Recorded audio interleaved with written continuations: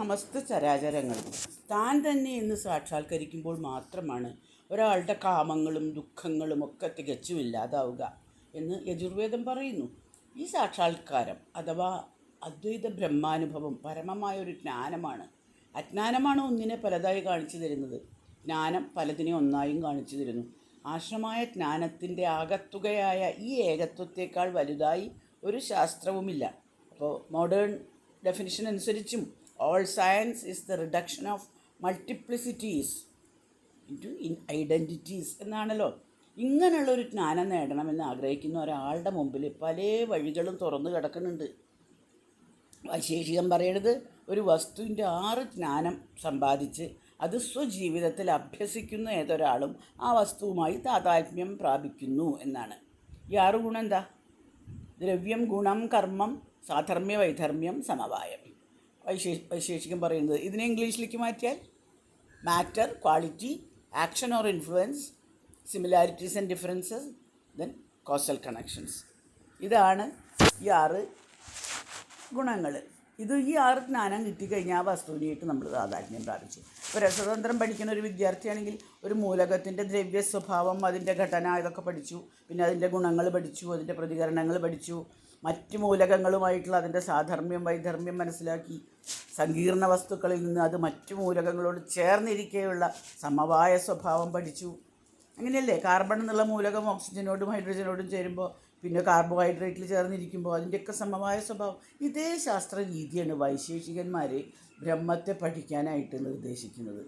എല്ലാ ഭാഗങ്ങളും പഠിക്കണമെന്നതാണ്. ബ്രഹ്മജിജ്ഞാസുവായ ഒരു വിദ്യാർത്ഥി ആത്മാന്വേഷണത്തിൽ ഇറങ്ങിപ്പുറപ്പെടുമ്പോൾ ആത്മാവിൻ്റെ സ്വഭാവം, ഗുണവിശേഷം, കർമ്മം, പഞ്ചഭൂതാദികളായ ഇതര ദ്രവ്യങ്ങൾ, മനസ്സിനോടുള്ള സാധർമ്മ്യ, വൈധർമ്മ്യങ്ങൾ, ഇവയോട് ആത്മാവ് ചേർന്നിരിക്കുമ്പോൾ സംഭവിച്ച സമവായ സ്വഭാവങ്ങൾ ഇതൊക്കെ പഠിക്കണം.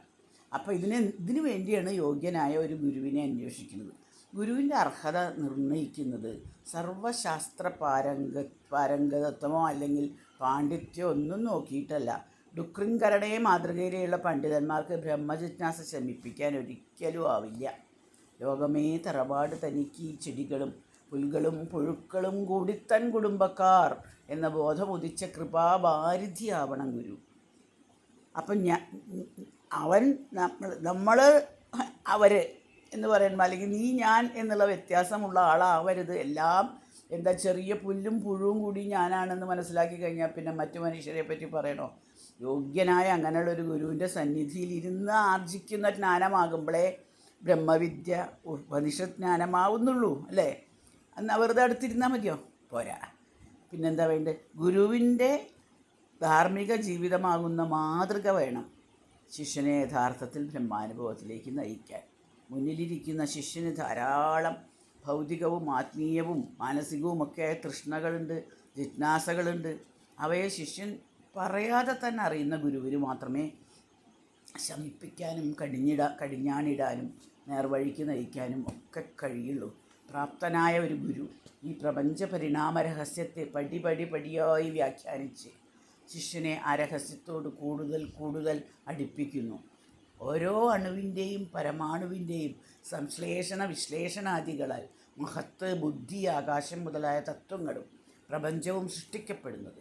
അവ ഓരോന്നിൻ്റെയും സ്വഭാവം, സ്ഥിതി, വിനാശം, ആ പരമ്പരയുടെ ക്രമമായ ആവർത്തന ചരിത്രം, ഇതൊക്കെ ശിഷ്യൻ്റെ അന്തർലോചനത്തിനു മുന്നിൽ മന്ദമന്ദം ഇതൾ വിടർത്തി കാണിക്കുന്നു ഗുരു. അപ്പോൾ ഈ ഗുരു എന്ന് പറയുന്ന യോഗി, ഈ യോഗിയുടെ ഹൃദയത്തിൽ വിടർന്ന പെരുന്താമരപ്പൂവ് പോലെ കാണുന്ന നിയതമായ പ്രപഞ്ച പരിണാമ വ്യവസ്ഥിതിയിൽ തൻ്റെ പങ്കും ശിഷ്യൻ്റെ പങ്കും ചരാചരങ്ങളിൽ ഓരോന്നിൻ്റെ പങ്കും ഗുരു ചൂണ്ടിക്കാട്ടുമ്പോൾ ആദ്യം ശിഷ്യൻ ആത്മവ്യൂഹത്തിൽപ്പെട്ട അഭിമന്യുവാകുന്നു, അല്ലേ? താമരപ്പൂവിൽ അകപ്പെട്ടു പോയ വണ്ടായി പുറത്തേക്ക് കിടക്കാൻ വയ്യ. അപ്പോൾ അത്ഭുതത്തോടു കൂടി അവൻ്റെ മനസ്സിൽ ആദ്യം ഉണ്ടാവുന്ന വികാരം എന്താ? അയ്യോ, ഞാൻ ഇത്രയും നിസ്സഹായനാണോ ഈ പ്രപഞ്ചത്തിൽ എന്നുള്ളതാണ്. അപ്പോഴാണ് അനന്തമജ്ഞാതം അവർണ്ണനീയം ഈ ലോകഗോളം തിരിയുന്ന മാർഗം അതിങ്കലെങ്ങാണ്ടൊരിടത്തിരുന്ന് നോക്കുന്ന മർത്യൻ കഥയെന്തു കണ്ടു. പതുക്കെ ആ വിസ്മയത്തിൻ്റെ അന്താളിപ്പിനാൽ വിനയാന്വിതമായി തീർന്ന അവൻ്റെ ഹൃദയം ഗ്രഹിക്കുകയാണ്. അത് വിചാരിച്ചിട്ട് ഞാൻ ഒരു കർമ്മവും ചെയ്യാതിരിക്കുക എന്നെക്കൊണ്ടാവില്ല. പിന്നെ ഞാനും ഈ പ്രപഞ്ചത്തിലെ ഓരോ പരമാണുവും ചേർന്ന് നിന്നതാണ് ബ്രഹ്മാണ്ടം. അപ്പോൾ എനിക്ക് എൻ്റേതായ ഒരു അണ്ണാർക്കൊണ്ടനും തന്നാലായതുപോലെ ചെറിയ ഒരു ഡ്യൂട്ടി എനിക്കും ഇവിടെ നിർവഹിക്കാനുണ്ട്.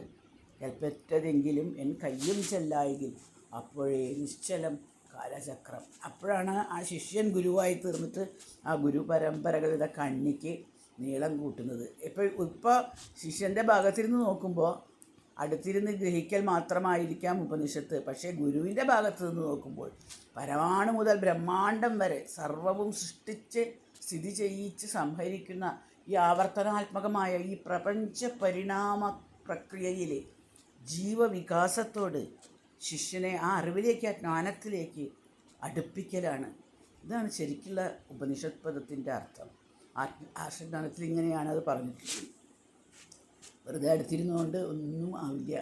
അടുത്തിരുന്നു എന്നല്ലാതെ ജ്ഞാനം കിട്ടില്ല.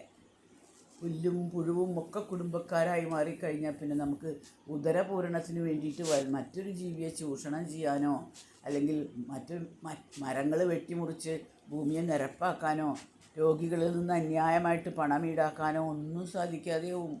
അതോടുകൂടി ആ മനുഷ്യൻ ലോകത്തിലെ എന്താ പറയുക, പണത്തിന് വേണ്ടി അങ്ങോട്ടും പദവിക്കും പണത്തിനും ഓടുന്ന മനുഷ്യരിൽ നിന്ന് വ്യത്യസ്തനായി. ആ അവസ്ഥയാണ് ഒരു മനുഷ്യനെ ജിനനോ അല്ലെങ്കിൽ ബുദ്ധനോ ബ്രാഹ്മണനോ ഒക്കെ ആക്കുന്നത്. ഇതൊക്കെ ഒരേമാതിരി പലരും പല വാക്കും ഉപയോഗിച്ചു എന്നേ ഉള്ളൂ. ആ ആളുകൾക്ക് ഇതൊന്നും ചെയ്യാൻ വയ്യാണ്ടേ, അതാണ് അവരുടെ വ്യത്യാസം. ഗാന്ധിജി അങ്ങനത്തെ ഒരാളാണ്. ഗാന്ധിജിക്ക് അത് ചെയ്യാൻ വയ്യാതെ, കാരണം ഈ സത്യം മൂപ്പര് മനസ്സിലാക്കി.